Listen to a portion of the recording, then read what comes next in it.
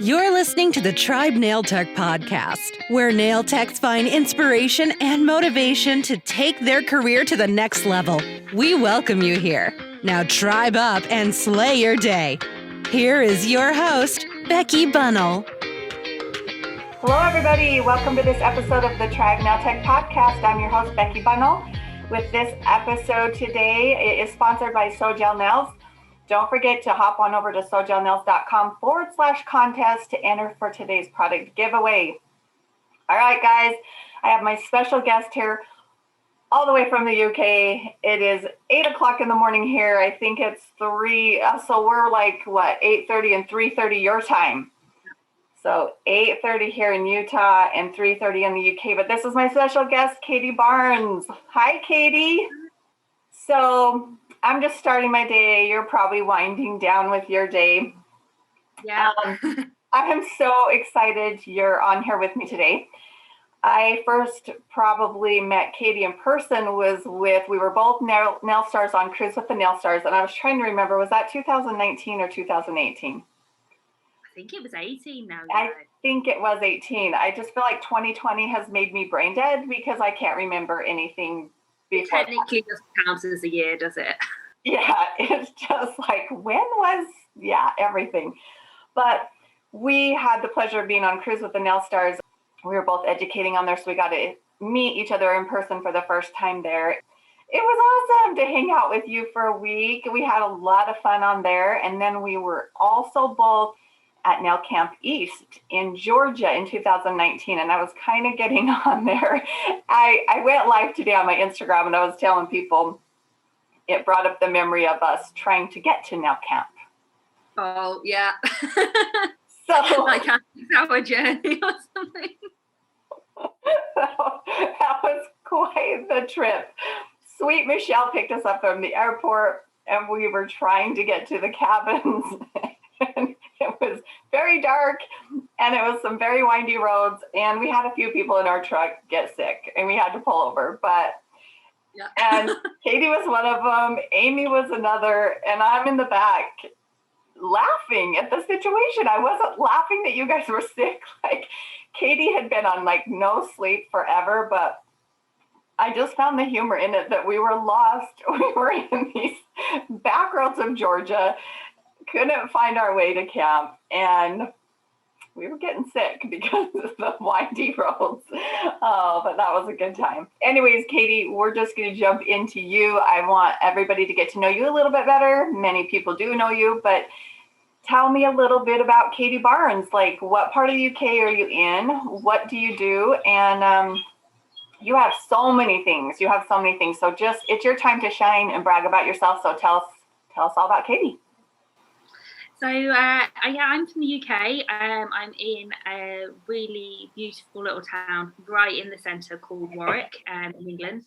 And we have a beautiful, beautiful castle, which you can, it's just up the road from here, so that's lovely.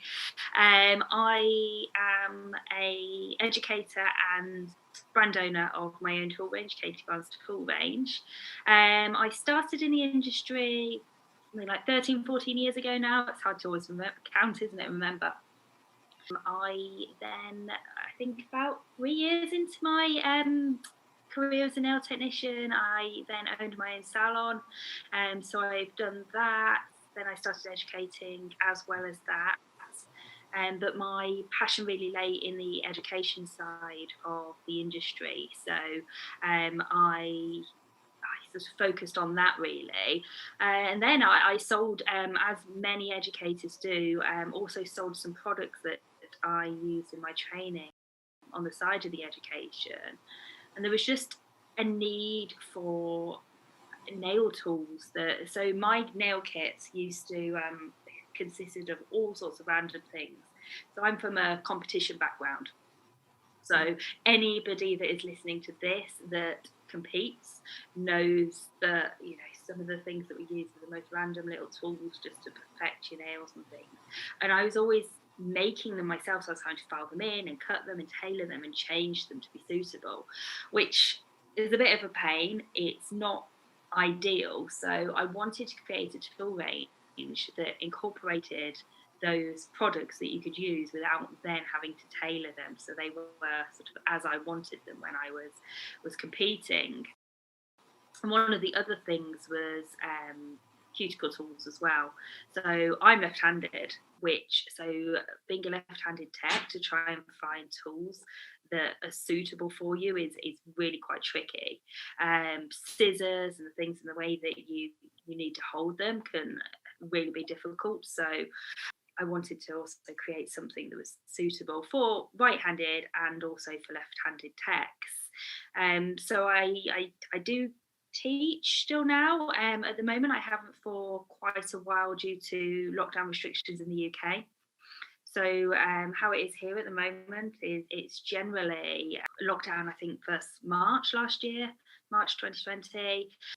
There have been a couple of short weeks where we may have been able to open. I made the decision not to because we weren't able to be in close contact with somebody that worked for a considerable amount of time, and I didn't feel face to face I could teach that from the other side of the room. I might as well do it online. So teaching wise, haven't been able to do that classroom wise for a long time now. But I am still offering those. I'm doing quite a lot of online courses as well, which is great. But it's been brilliant because it has allowed me more time to focus on the brand and bring out some new and exciting products. So obviously we've got the KB Glow, which is a new product which was designed on the back of me having to work from home and be teaching at home. I think it was suddenly like the country's locked down, right? You can't do any face to face. I had I think 3 days later, I had a training course and I had to teach in my dining room, and it's like, oh my God, what do I do? So that was where that was developed, and it's been great because it's allowed me the time then to develop that, to produce something for other techs to be able to offer their teaching and streaming and content and stuff. So it's worked well actually for us. Yes, it's wonderful. And I can't wait to get recording. I obviously ordered one and I was impatient. I couldn't wait to use to get the US supplier. I was like, I gotta have it right now.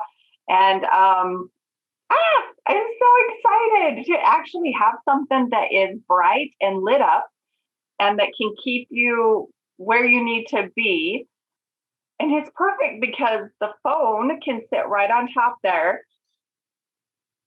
And yet you can put an iPad so that you can actually see and not have to be looking on the top of your phone. And every time I swear I do a video, I was always like, the phone's hanging down here and I'm trying to look through it. And I'm always like I'm like wandered off out of the camera. And it's so difficult. And if anyone has ever done videos, like it's really hard to stay under the shot, like because you're working away. Yes, you're wandering, and then you've got people commenting. Yeah. And you got people commenting and they're going, you're out of screen, we can't see what you're doing. And you're just like, oh crap. But it's so difficult. Not even on a live, but if you're not on a live and you're recording it and you need to edit it, you've got no one to tell you you're out of shot and you've got to end up remaking it. I know so many people that have lost like a whole entire class because they've had to reshoot it again because they've been in this corner doing it, because you think, oh no, that's fine, I know where I'm meant to be. And so it's great that it like keeps you stay in place. It is, and it's just the lighting is so good, and I cannot wait to start recording with that. So how long did it take you to come about getting that together? I mean, because I know products and things like that, boy, it takes a long time to create things like that because product wise they're sending stuff back, you're testing it, well, you're tweaking it, it's not quite right, you send it back, so I mean, how long did it take for you to have that all come together? So it was March till December. So well, first of all, it was just overnight. Andy made me something because I needed to use my phone. I couldn't use my camera and had to do overhead. And I didn't have anything that I could do that with. And he ended up actually making me this sort of makeshift light box out of a cardboard box and a coat hanger. and holes in it that I put my desk lamps in and things. So my phone was able to sit, and it was white paper underneath, and it worked for how I needed it. And then he asked me, is that any good? Is that helpful? Yes. So as this cardboard box started doing this, we got some foam and made a slightly more durable version of it. And as we were doing things with it, we just thought, you know what, this would be so helpful for other technicians trying to do this.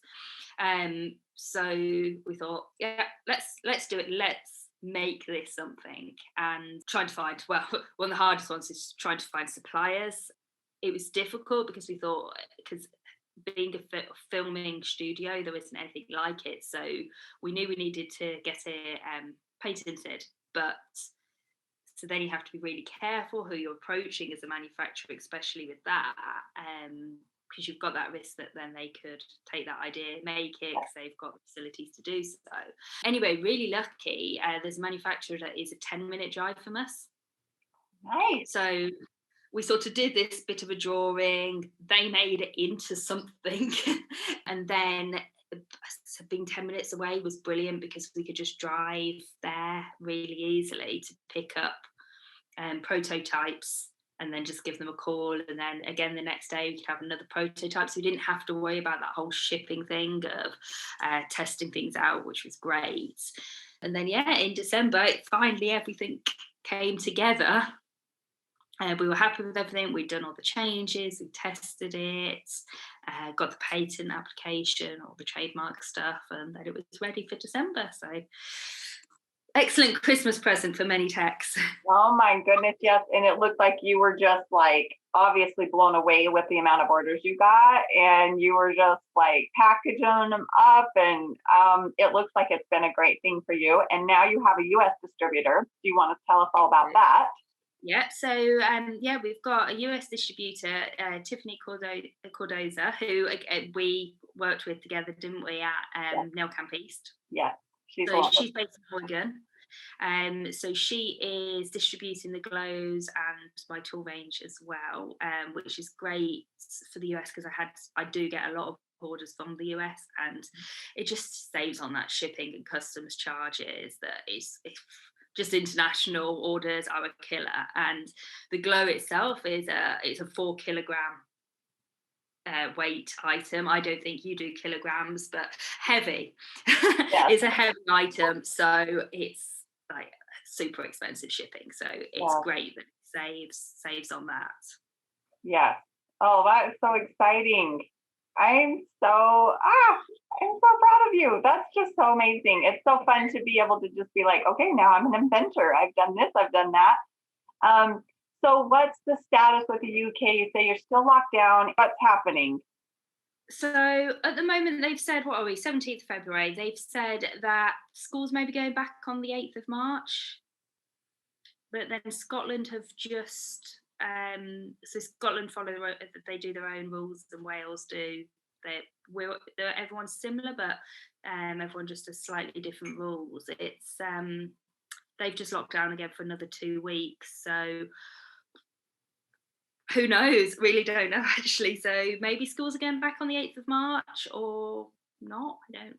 Yeah, there's meant to be an announcement on the 22nd, but who knows? They're trying to roll the vaccine out, and they're doing a good job with the vaccine. I don't know how that's going for you guys with the vaccine and stuff, whether you're getting a good I mean, it seems to be they've been putting that out. We've been lucky here. I've been very lucky in Southern Utah because we never have been shut down. So I have been able to work through the whole pandemic. Our schools were only shut down from March to May last year, and they've went to school this entire year. So they started in August, and they haven't been shut down at all. You know, they've had to wear the masks and social distance or whatever, but oh my gosh, I've been so blessed that I have not had to close my doors. I did take, I think, 2 weeks off when the pandemic first hit, just because it was so unknown, and it was just like, what's going on, you know? Other than that, been able to work. So been very blessed.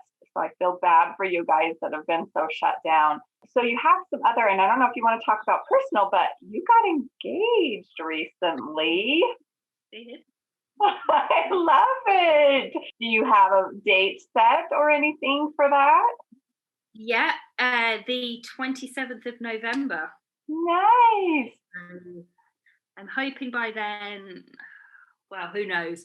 I think we thought this time, like last year, sort of mid last year, that by this year it'd be fine and everything would be back to normal, didn't we?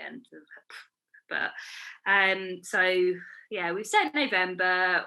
We've said that as much as we'd love the whole big wedding, everybody there, the most important thing is getting married. Right. So if we have to do it with just, with restricted numbers, because that's how they've been doing weddings here. I don't know what you guys would be doing. They'd be doing, like, I think it was 30 at one point, 15 at another. If we have to do it with restricted and have a big party at another date, we'll do that. So. Yes, exactly. Well, congratulations on that. So a couple questions. What is your favorite thing about your career and this industry? What is one of your favorite things?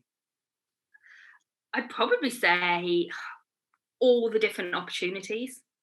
So where I was talking to us earlier, like all the different things that and like different job roles and different jobs that have been available, and how you can progress to do different things. Like, if you want to be a technician, you can be a technician, but you could be something else as well. You can change from being a technician to an educator, or do your own brand, and things like that are great because there's so many nail technicians that suffer with their hands and backs and that kind of thing. So it's great that there is that other side that you can do, if you aren't able to then continue doing your clients. You can still be in that industry without physically having to do it. So I love that and all the different opportunities. And again, there's so many other things as well, things that I've done and that many other techs can do. So it's like your session work, you've got your catwalks, your shows, your editorial magazine work, things like what you're doing, Becky. You've got your streaming, your channels, and also obviously the education. So there's loads of different opportunities that you can do. So I think that's great to have that wide variety in one industry. I totally agree with that. And we didn't talk, are you still an editor? Do you still do your editing, your articles and blogs and stuff for Scratch Magazine?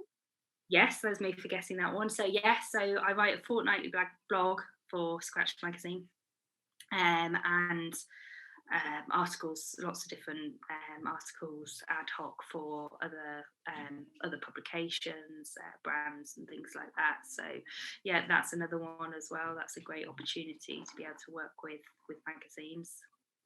It's awesome. I would have to agree with you with this kind of a career, this industry, because like you said, you want to just be a nail tech, be a nail tech. You want to take it farther, you can just keep going into the education side, the instructor side. Now I'm taking on apprentices. I know things are a little different there. I've got the podcast. I've got my Tribe Nail Tech, apparel. I've invented my own little gel holder too. So like you can just go as far as you want in this industry. Nothing's holding you back but yourself. So you can just go as far as you want, or if you just want to stay behind the chair, it's great. What is something you think the industry that we're struggling with that we could do better? Like what needs to change? So I think there's two things. One is the regulating the industry. Now, you guys have to have a license. I know that doesn't stop unregulated techs, but it's probably a lot better than the situation in the UK. So there's absolutely no licensing of any kind. We do have qualifications. You can't gain insurance without the qualification, but you don't need insurance and you don't need the qualification.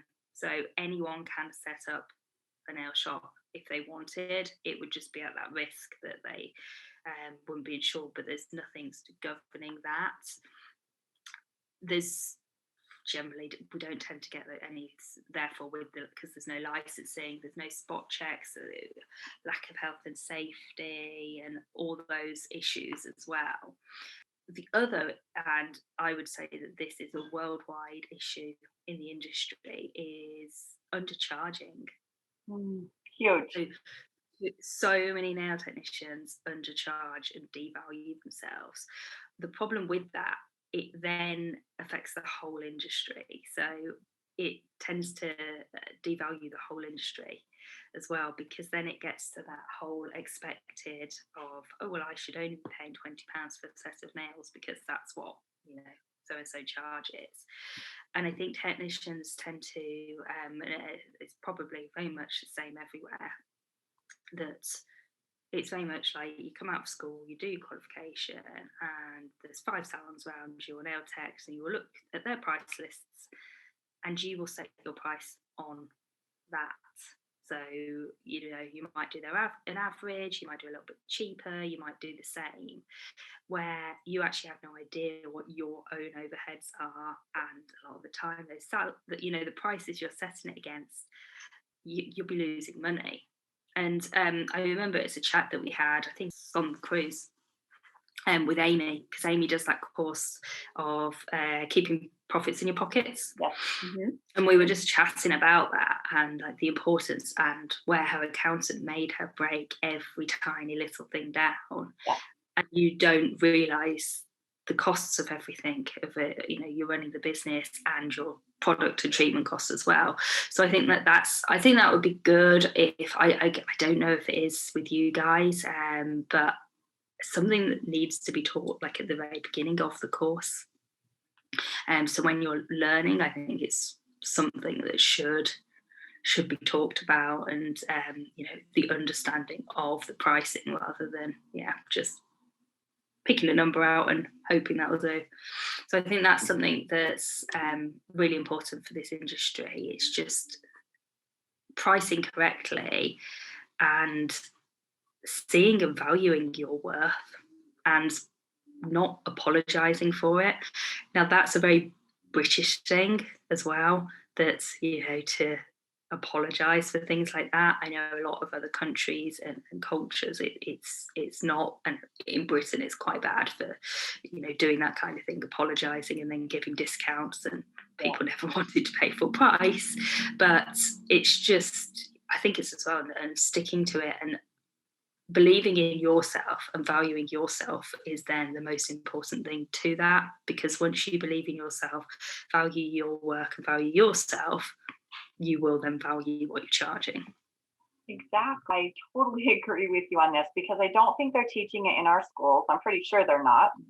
I try really hard to teach my apprentices that. And, it's a tricky one, because they're always like, well, what should I start being brand new coming out of the industry? And it is a hard question to answer. It really is, because there's so much that goes into it. Like you said, your table costs aren't just the actual product that you're using. It's so many little things. You've got to figure in your paper towels or table towels, like every little thing that you're using at that table, your insurance, your rent, advertising.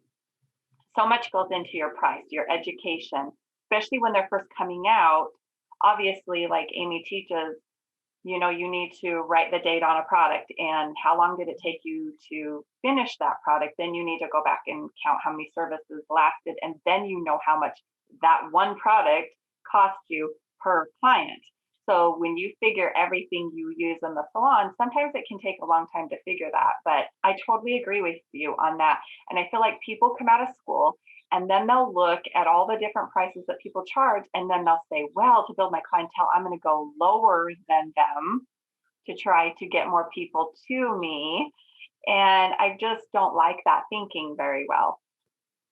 I say call around in your area and maybe find an average to start at, but I try to teach my girls, like, inflation goes up every year, prices of product go up every year. So we need to be raising something on our price menu every single year. Maybe it's not $5 or $10 every year. Maybe it's a couple bucks here, whatever, but we need to continually be raising our prices. But I agree with you on that. And people have another backward thinking on that. It's like, well, I'm going to be the cheapest and have the most clients, but guess what? You're working harder. You're the one working the 10 and 12 hours a day. Like, I only want to work the 6 hours a day, and I want to charge this much so that I'm working less, but I'm getting more money, Smarter, not harder. Yes. And they don't realize that until later. 28 years, my back, my neck, I'm paying the consequences now for those long days and those 5-6 days a week that I was working 10 and 12 hours a day, just busting my butt trying to earn $1, right? So I try to teach them to have a different outlook on that. But gosh, dang, I think it's so important. And what they don't realize is if we're all doing the same thing, together we rise. We all raise our prices. We are more valued in the beauty industry, and we should be making good money. There is no reason why you shouldn't be making good money. How long did you say you've been in the industry then? You've been 13, 14 years now. 13, 14 years. You have done a lot. You have done a lot in that time. That's amazing. She's so, guys, you've got to look her up because she's so intelligent. She's so smart. She's so educated.